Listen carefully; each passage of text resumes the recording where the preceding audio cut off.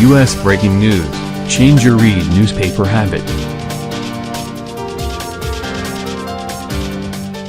A New York doctor who says has done 40,000 abortions is awaiting sentencing after pleading guilty to criminally negligent homicide in the 2016 death of a woman who was 6 months pregnant and bled to death. The case in Queens criminal court marks one of the rare legal instances of criminal prosecution of a doctor over a medical error. But Assistant District Attorney Brad Leventhal said that Drive. Robert Rowe's mistakes went beyond civil malpractice. It's about greed and arrogance, Leventhal told jurors last week during closing arguments in the month-long trial. He said 30-year-old Jaime Lee Morales bled to death because this defendant did nothing. Rather than call an ambulance, prosecutors said, Rowe released Morales for her sister to drive her home in the Bronx. Despite signs she was in grave condition and had collapsed in a bathroom of Rowe's clinic, Morales fell unconscious in the car. Medics responding to a 911 call took her to the hospital, where she was pronounced dead. Rowe's attorney reached a plea deal with prosecutors Friday after jurors said they were deadlocked. It spares the 53-year-old physician from facing up to 15 years in prison on the original charge of second-degree manslaughter, equivalent to reckless homicide. Instead, Rowe admitted he was negligent with Morales' abortion, leaving her bleeding uncontrollably with a severed uterine aorta, ripped cervix and pierced uterine wall.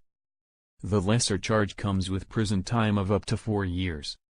But Rowe's attorney, Jeffrey Lichtman, says he may end up with only months in prison when he is sentenced on June 26. Lichtman called it a monumental victory.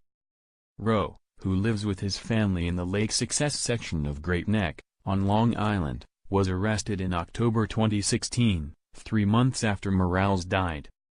Morales, who lived in Buffalo, New York, had come to Rowe's clinic in the Flushing section of Queens with her sister, desperate to get an abortion, for which Rowe charged $6,000, witnesses said.